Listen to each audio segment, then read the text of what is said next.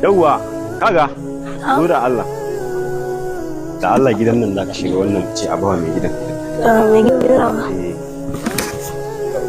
Na gode, kaji?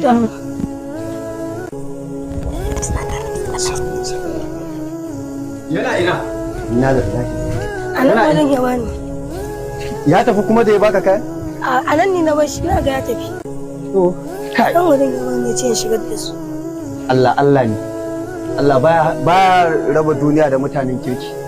Allah na san wannan kai ka turo shi kawo min kayan nan. Allah na gode ma. Amma gaskiya na ji daɗi yaro.